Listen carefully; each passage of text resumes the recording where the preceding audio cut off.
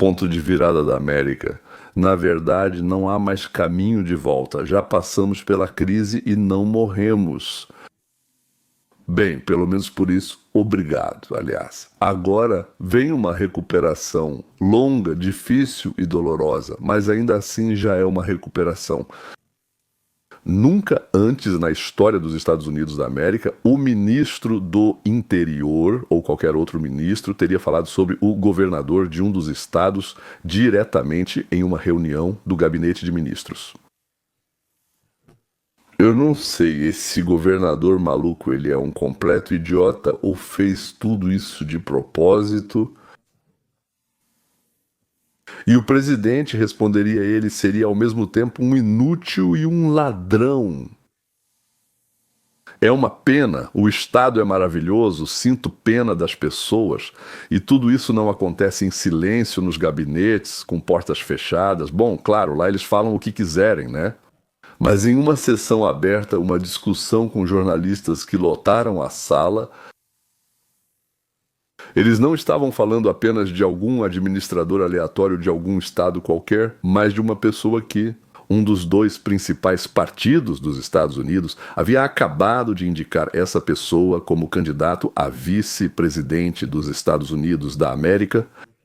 O vice-presidente dos Estados Unidos da América está, como dizem, a um passo.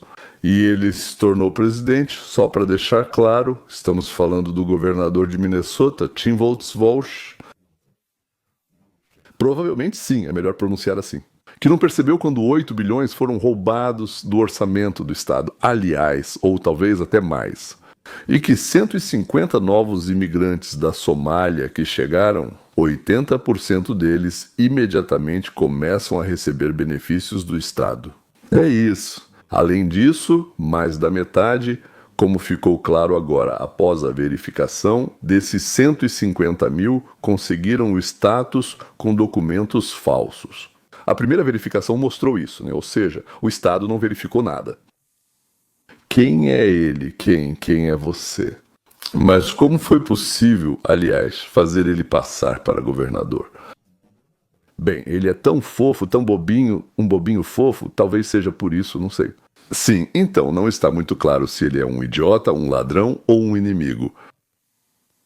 É normal quando o líder do Estado pode ser alguém insano.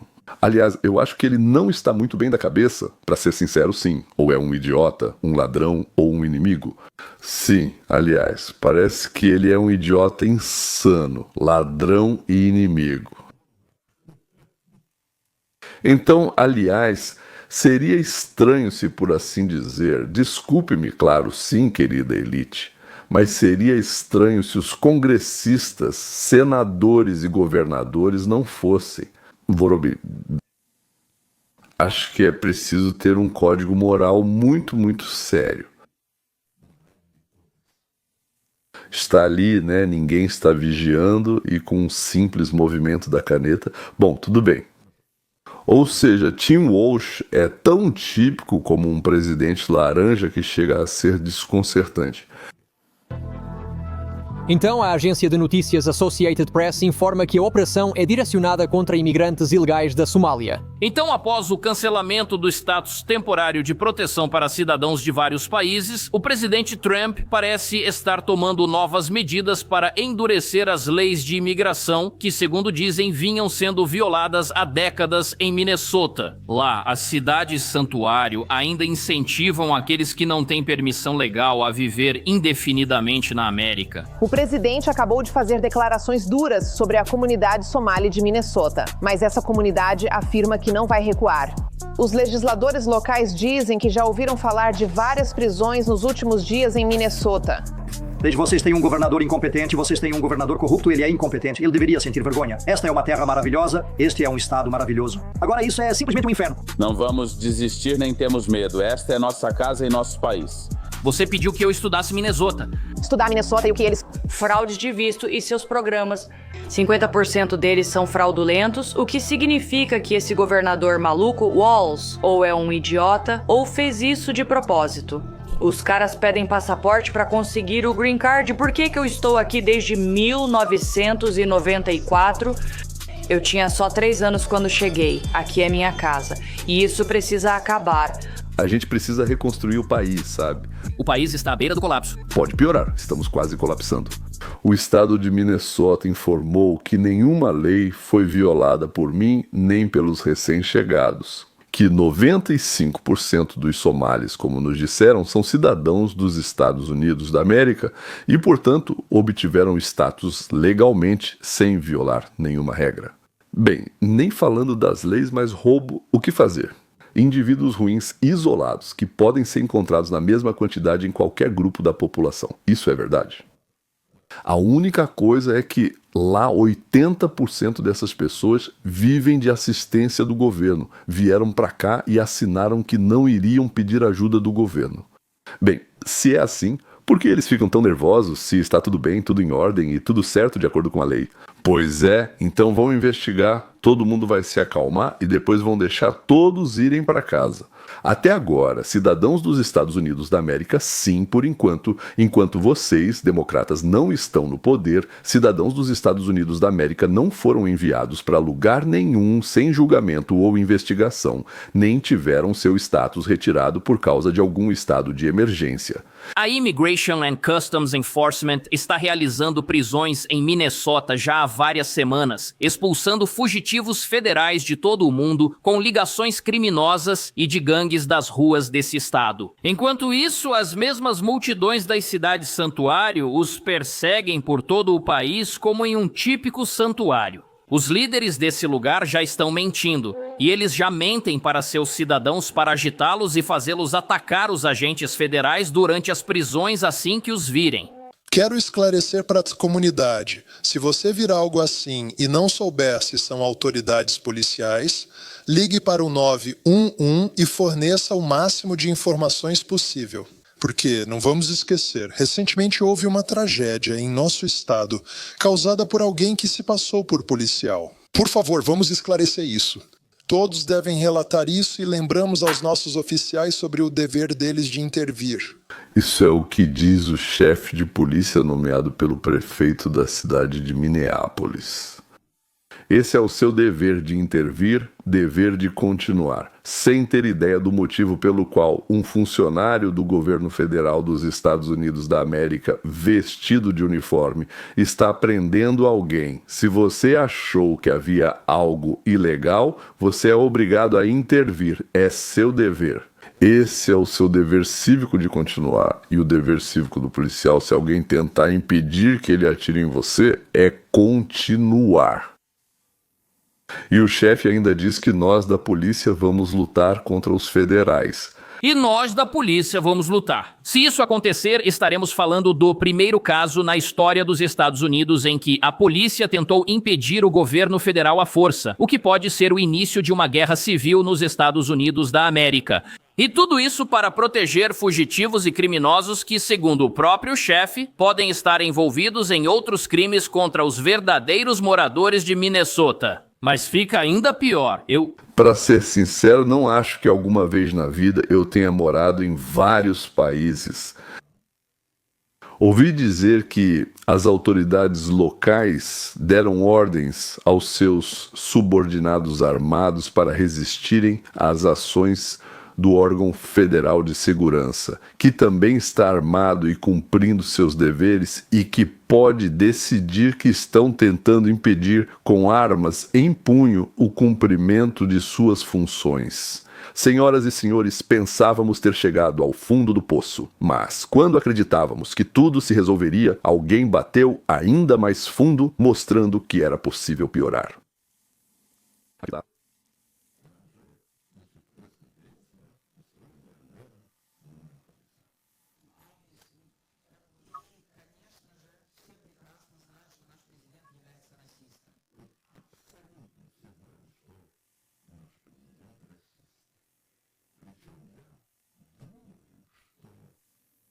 Isso é porque ele não gosta de ladrões, vigaristas e violadores das nossas leis e quer, veja só, ele quer expulsar esses canalhas do nosso país Mas então, sinceramente, acontece que eu sou racista, muitos dos meus amigos, parentes, ouvintes, tenho certeza de que até entre aqueles que me assistem agora, há alguns outros racistas que querem a mesma coisa, sinofóbicos.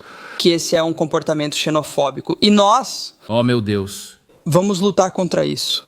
Os Estados Unidos têm uma rica história de luta e repressão contra pessoas assim, que continuam a dividir o povo. Todo mundo sabe que o presidente é racista. Que declaração absurda é uma afirmação tão tendenciosa e é uma calúnia repugnante que, como todos sabemos, não é verdade. E isso não vai funcionar, porque a legislação de imigração prevalece sobre tudo o que essa pessoa acabou de mencionar. A lei não se importa de onde a pessoa é, se ela está no país legalmente. Se for assim, o Immigration and Customs Enforcement nada pode fazer. Segundo opositores, 95% dos que vivem aqui não precisam se preocupar, pois já são cidadãos dos Estados Unidos da América. E isso aparentemente não afeta ninguém. Por que as pessoas estão tão indignadas e é preciso agitar as massas dizendo que o mal está chegando ao bairro delas? Se essa operação terrível está prestes a acontecer e todos correm perigo, o que você verá agora não deveria ter ocorrido. Sobre o que era. Eu não sei. Esses caras simplesmente me levam assim. Eu sou cidadã deste país. Eles estão me segurando, me detendo aqui. Eu não sei o que eles estão fazendo. Disseram que é uma entrevista, mas não sei por que estou aqui. Então... esses caras supostamente se encontraram com os agentes de imigração, eles verificaram o documento deles e foram embora. Afinal, eles são cidadãos, não tem com o que se preocupar. Eu entendo que talvez alguém possa ficar um pouco preocupado se for parado e tiver que se identificar. Mas olha, se você não é criminoso, qual que é o problema? Sabe, eu já tive contato com a polícia em que eles me pediram para me identificar. Eu não cometi nenhum crime, não tem problema, eu me identifico. E aqui deveria ser assim também. Vamos perguntar. Quem é o responsável por esses cidadãos dos Estados Unidos da América serem parados nas ruas da própria cidade? A culpa é das autoridades policiais que buscam garantir a segurança ou dos líderes dos santuários que disseram aos criminosos: este é um ótimo lugar para viver, um ótimo lugar para vir e se esconder do governo federal? De quem é a culpa e quão precisa é essa cifra de 95% de cidadania? Operação do Immigration and Customs Enforcement em Minneapolis, St. Paul, descobriu que metade dos imigrantes cometeu fraude de imigração. Como já conversamos, 50% dos somalis no estado de Minnesota entraram ilegalmente nos Estados Unidos da América e 80% de todos os imigrantes somalis passaram imediatamente a depender do nosso sistema. Enquanto isso, muitos desses mesmos somalis realizaram o maior esquema de fraude financeira contra agências sociais da história dos Estados Unidos da América. Bem, não há absolutamente nada para os agentes federais fazerem em Minnesota, certo? Bem, absolutamente nada, pura perda de tempo. 50% dos imigrantes cometeram fraude de imigração em Minneapolis. Quero que a consciência desse número entre na sua mente, que você realmente perceba isso. Russo horrível, me desculpe. Sabe, você me pediu para lidar com Minnesota, com as fraudes de visto deles e os programas. 50% são fraudulentos. E isso significa que esse governador maluco, o Walz, ou é um idiota ou fez isso de propósito, e eu acredito que ele seja as duas coisas, senhor. Christina Walz considera o governador Tim Walz, sendo ela ex-candidata. Já disse, o vice-presidente dos Estados Unidos da América pelo Partido Democrata é tão idiota quanto ladrão. Levou pessoas pra lá ilegalmente que nunca deveriam ter estado aqui. Disseram que não eram quem realmente são. Disseram que eram casadas com irmãos ou com outra pessoa. Pedidos de visto fraudulentos eram registrados em programas do governo. Retiraram bilhões dos contribuintes. Vamos pôr fim nisso e recuperar nosso dinheiro. E no próximo ano vamos garantir que só colocaremos em cargos de liderança neste país aqueles que amam este país. E eu acho que Tim Ubering ama este país. Onde mais ele conseguiria isso tão fácil? Roubar tanto assim? Em outros lugares, isso é mais difícil e as quantias seriam muito menores. Acho que, claro, Tim Walz ama, até adora a América. Bem, pelo menos por isso. É justificável defender quem está ilegalmente no país, pois os benefícios do governo são limitados. Dinheiro não cresce em árvore, então há menos recursos para quem não é criminoso. Mas além disso, a fraude em Minnesota, ao que tudo indica, está se agravando significativamente porque está sob a supervisão do governador. Um esquema bilionário permitiu que fundos destinados a crianças carentes, pessoas passando fome e outros programas de assistência fossem direcionados a grupos que depois enviaram esse dinheiro para fora do país sem trazer nenhum benefício. Puf, o dinheiro sumiu e estamos falando de $1 bilhão. No total já foram descobertos muito mais fraudes e roubos, cerca de 8 bilhões. Como eu disse, é interessante. Tim vai amar o país estando na prisão ou ele vai amar menos o país quando estiver preso? Na política de Minnesota aconteceu algo absolutamente colossal e isso está prestes a abalar todo o país. O atual governador deles, que está buscando um terceiro mandato, se viu no centro de um escândalo de fraude tão chocante que os promotores federais o chamam de o maior esquema pandêmico da história dos Estados Unidos. Aqui está Tim Walsh Arlequino, que não se sabe como, acabou na política. Tim Walsh está na maior batalha de sua carreira política. Um escândalo bem no centro de Minneapolis abalou a política de Minnesota até a raiz, e o excêntrico Walsh está bem no epicentro disso. Promotores federais acusaram 7 ou 8 pessoas do que eles chamam de o maior golpe pandêmico da história dos Estados Unidos. No centro do esquema está uma organização sem fins lucrativos chamada Alimentando o Nosso Futuro, que alegou falsamente ter fornecido 91 milhões de porções de comida para crianças necessitadas e recebeu mais de $250 milhões em fundos federais. A líder Amy Ball foi condenada em março junto com seu cúmplice Salim Said, que administrava o restaurante Safari e desviou mais de $16 milhões. Se você não sabe, o restaurante Safari está ligado a Ilhan Omar. Ela não só gravou um vídeo para o restaurante, mas aparentemente também fez lá sua festa de vitória após ser eleita para o Congresso em 2018. Mas isso é só o começo. Um programa de tratamento do autismo foi criado por $14 milhões através de contas falsas e esquemas de propina, direcionados à comunidade somali de Minneapolis.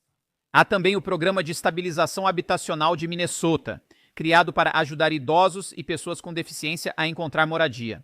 Quando foi lançada em 2020, os funcionários estimaram que custaria cerca de $2 milhões por ano, mas no ano passado seu custo disparou para impressionantes $104 milhões. Agentes federais acusaram 8 pessoas em setembro por apresentarem faturas falsas e superfaturadas, praticamente sem prestar nenhum serviço. O presidente do Comitê de Supervisão da Câmara, James Homer, acabou de iniciar uma investigação sobre as ações de Wowza em relação à crise.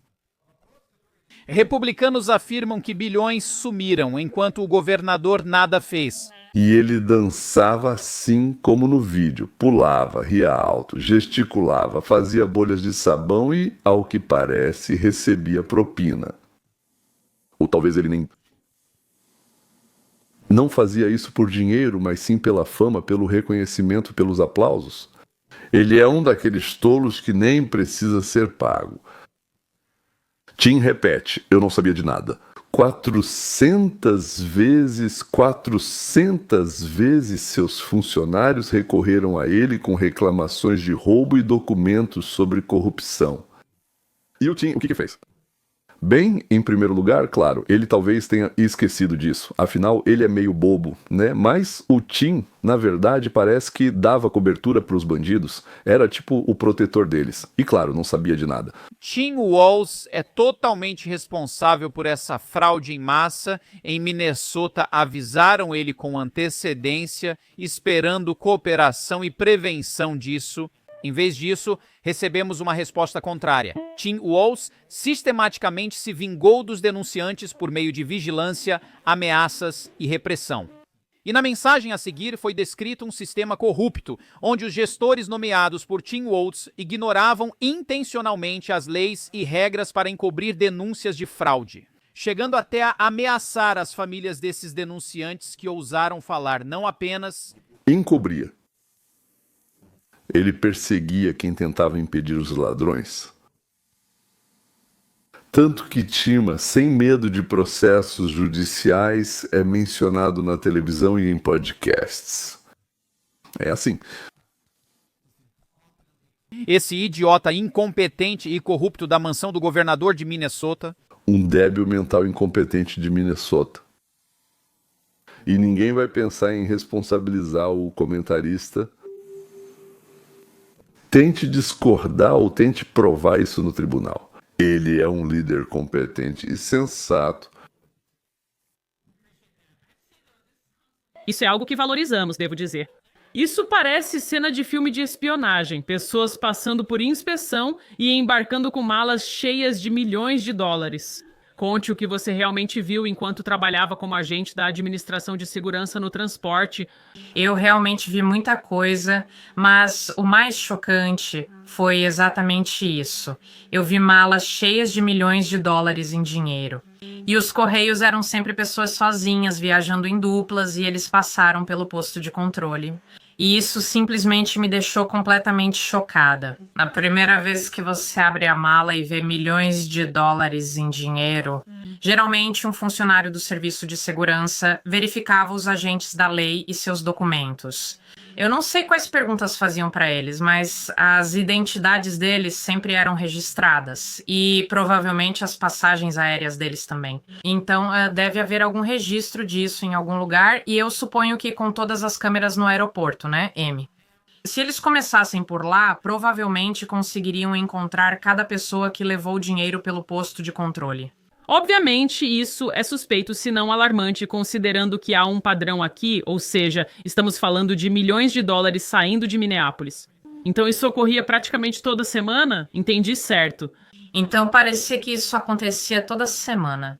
As malas chegavam e sempre havia, a caligrafia era sempre 2 somalis viajando em pares, às vezes ambos tinham malas com eles. Então, o nosso processo como agentes da administração de segurança no transporte era o seguinte: nós pegávamos essa mala e depois levávamos eles para uma sala especial separada para inspeção. E lá nós abríamos a própria mala e nos certificávamos de que dentro não havia nada além de enormes pilhas de dinheiro em espécie. E então um agente da lei viria, talvez os interrogasse e com certeza tiraria uma foto do documento de identidade deles.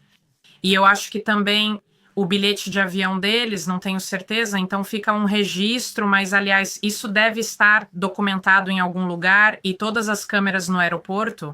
Acho que se querem achar esse dinheiro, deviam começar pelo aeroporto. Uma vez por semana ou até com mais frequência, passando pela checagem no aeroporto. Fronteira. Lá, como é mesmo o nome, 2 somalis transportavam geralmente com uma, às vezes 2 malas, dinheiro em espécie. Uma mala daquele tamanho que nos mostraram, cheia de notas de 100 dólares, poderia comportar 20 milhões de dólares. Uma não era suficiente, então os somalis levavam 2 malas dessas. Bom, a gente não sabe se estavam completamente cheias ou não, mas uma só não dava. Os somalis tinham todos os documentos e autorizações para levar essas quantias. Você consegue imaginar que tipo de autorizações e de quem é preciso conseguir para levar 1 milhão, meio milhão, 20 milhões? É uma loucura, simplesmente é. Ninguém, exceto os escalões mais altos do governo, seja federal ou estadual, porque o estado é praticamente um país à parte, né? Podia dar essa autorização. Que funcionava toda vez que eles transportavam esse dinheiro em espécie pela fronteira.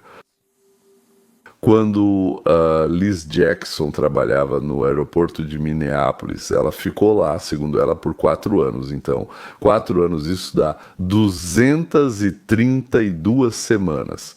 Digamos, 20 milhões por semana, isso dá 4 bilhões. Isso dá 4 bilhões. Mesmo que tenham deixado passar uma semana aqui ou ali, afirmam que foram roubados 8 bilhões. No total, metade ficou em casa para comprar casas, carros e outros pequenos presentes para si mesmos, e a outra metade foi enviada para casa, na Somália. Para quem na Somália? Você pode perguntar. Parece que foi para a filial somali da Al-Qaeda chamada Al-Shabaab, que nos Estados Unidos é oficialmente reconhecida como uma organização terrorista especializada em matar cidadãos americanos. Foi enviada de Rastoilas? É tipo um belo ciclo de dinheiro, né? Não dá para dizer que é natural, mas no planeta são os contribuintes americanos que pagam por isso. Bem, obrigado então para Volshu e Ilhan-Omar. Suas próprias, então, tentativas de assassinato contra eles mesmos, de matar a si próprios. Obama-Biden organizou um sistema maravilhoso. E então Tim Walsh também participou um pouco disso. Há uma enorme quantidade de provas de que Ilhan-Omar estava envolvida nisso. Já há provas suficientes de que Tim Walsh também estava envolvido nisso. E o procurador-geral de Minnesota, Keith Ellison.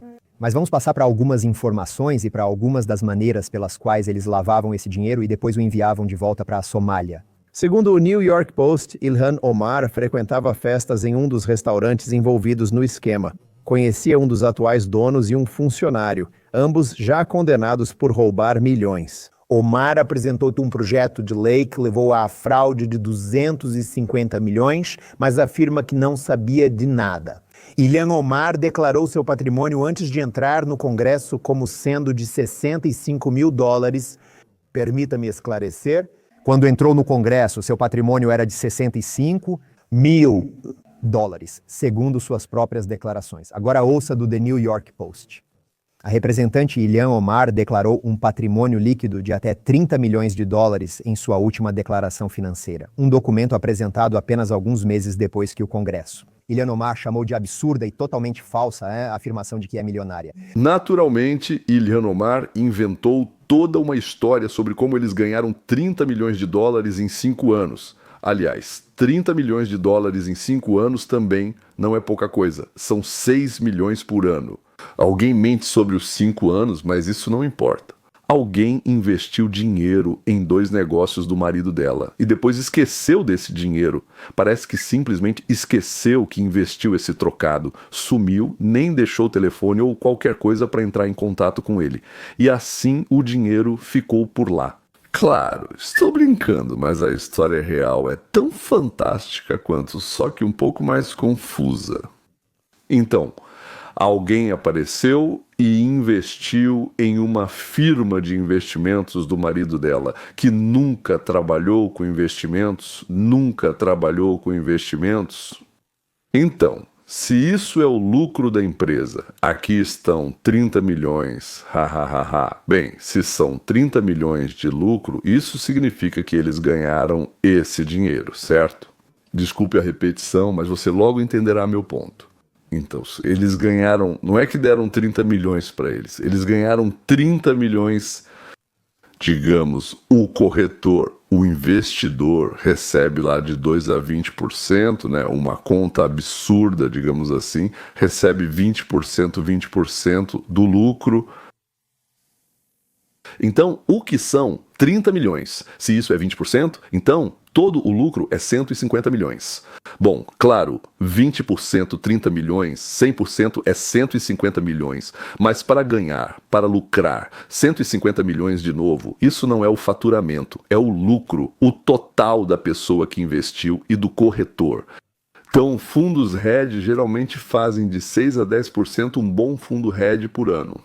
E, digamos, o casal Amar teve muita sorte, foram felizes e fizeram 10%, então 150 milhões é 10% de 1,5 bilhão. Ou seja, a história que estão tentando nos contar é que alguém chegou, trouxe 1,5 bilhão para pessoas, ou para uma pessoa que nunca fez nada disso na vida, nunca trabalhou com nada parecido. Deram 1,5 bilhão e disseram, bem, simplesmente, como o Hunter Biden, é exatamente a mesma história. E também, na minha opinião, igual, também 1,5 bilhão dos chineses, sim. Então, 1,5 bilhão para investir, ele investiu, ganhou 10% disso, então ele pegou sua corretagem, ou seja, aqui estão os percentuais, e recebeu 30 milhões de dólares. Em quanto tempo? Você vai perguntar, vamos analisar para que fique claro. Então deram a ele $1,5 bilhão e para eles, pelos serviços, ficaram com 20 milhões. Maravilhoso para pessoas que nunca lidaram com isso. E quando trouxeram $1,5 bilhão para eles, tinham $42 na conta do banco. Você não ouviu errado, não são 42 milhões, nem 42 mil, nem 420 mil, mas $42. A empresa se chama Roseley Capital. E em 1º de janeiro de 2025 tinha $42,44 na conta. O marido chamado Tim tem mais 2 empresas. Talvez o dinheiro estivesse lá ou tenha sido transferido para cá. Sim, então em uma conta havia $10 e além disso ele ainda tinha uma empresa chamada Companhia Vinícola. E lá tinha algo como Istcri, sim, Istcri, $650, não garanto exatamente, talvez com alguns centavos. Então, ninguém na família, nem dela, nem dele, trabalhava com vinicultura.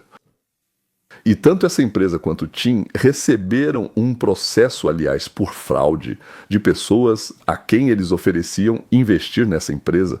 Talvez tenham investido algo e logo enganado essas pessoas, como de costume. Neste país, precisamos exatamente daquela moratória sobre imigração de países do terceiro mundo, da qual o presidente Trump falou.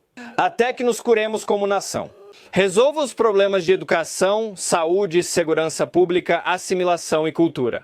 O que não ensinam na escola é que de 1920 a 1970 houve imigração negativa. Durante meio século houve imigração negativa. A população estrangeira diminuiu em 40% em meio século.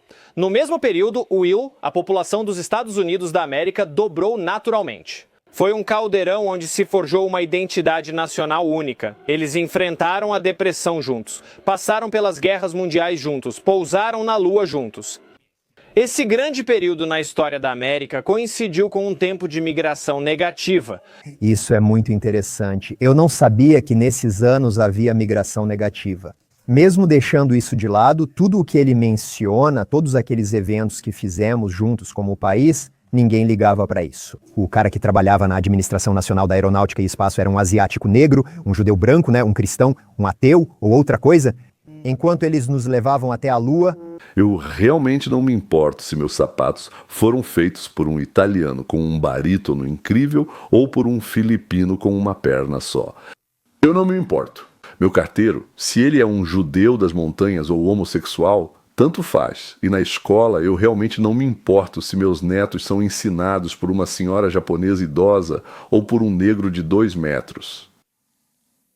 Eu quero qualidade, conforto e, se possível, bem, relativamente barato. Talvez alguém prefira o contrário. Tem gente que gosta de coisas caras, pessoas diferentes, querem coisas diferentes, mas eu quero que todos nós não nos odiemos uns aos outros. Ficaríamos felizes com a vitória da seleção dos Estados Unidos da América e não da seleção da Somália, ou, digamos, da Ucrânia. Sim, ficaríamos tristes quando um helicóptero com nossos caras cai e nos chamaríamos de americanos, não de americanos somalis, não de negros, franceses, bielorrussos, libaneses americanos. E sim, eu entendo que entre nós com certeza haverá pessoas ruins e boas, gentis e más. Mas o mais importante, o que nos une, é o espaço comum. Por isso surgem preocupações comuns, tristezas comuns, problemas comuns. E parece muito que, quando chegam milhões de, digamos, vizinhos, nós quase não temos nada em comum com eles. Eles têm algo próprio entre si, trazido do país de origem, de onde vieram. Eu também tenho algo meu, mas já faz tempo que é meio americano, no mínimo, ou até mais. Já é 3/4 americano. E para meus filhos e netos é simplesmente americano. É que nós simplesmente somos... E quem mais? Quem mais? Claro, americanos. Onde, por assim dizer, vivem uma enorme quantidade somalis, russos, ucranianos ou latinos, sendo que, por assim dizer, lá os mexicanos são separados. Outros são separados, então eles têm isso, mas quem mais não tem? Porque até mesmo quando dizem para eles irem a uma manifestação com nossas bandeiras, eles aparecem com bandeiras do México nessa manifestação, falam espanhol, ou crioulo haitiano, ou somali, e alguns falam armênio. Aliás, e depois de anos de paciência, depois de anos de irritação acumulada, a população dos Estados Unidos da América, com mais de 300 milhões de pessoas, chegou ao limite. Chegou o momento de virada. Nós não os queremos aqui. Se eles não querem viver em nosso país segundo nossas leis, com nossa moral, do nosso jeito. Eles vieram para a nossa casa, alguns pediram, alguns enganaram, sim, e agora eles nos odeiam, têm inveja, eu entendo, mas também nos odeiam. Então que nos odeiem de outro lugar, do exterior. Esse lugar fica além do oceano e do mar, após 7 montanhas. Que eles vão e vivam na cultura que gostam, que tentam trazer para cá e substituir a nossa pela deles. Aliás, isso também se aplica aos meus vizinhos que falam russo, ucraniano e armênio. Se vocês pretendem nos explorar, roubar, enganar, fraudar, enganar os seguros, fazendo com que eles aumentem por sua causa e nós tenhamos que pagar mais. Se vocês pretendem viver de acordo com as leis de um mundo que desmoronou na sua casa porque vocês se comportaram assim, então juntem seus hábitos, seja numa mala, num saco ou até mesmo no bolso. Vão embora daqui e sumam, porque mentirosos e canalhas que vieram aqui, não queremos que se aproveitem de nós. Vocês nos prejudicaram esse tempo todo, durante anos. E agora, senhores, recebam a intimação judicial e, em uma semana, por favor, deixem o país que vocês decidiram explorar. Em russo, ucraniano, moldavo, como dizem, o caminho está livre para vocês.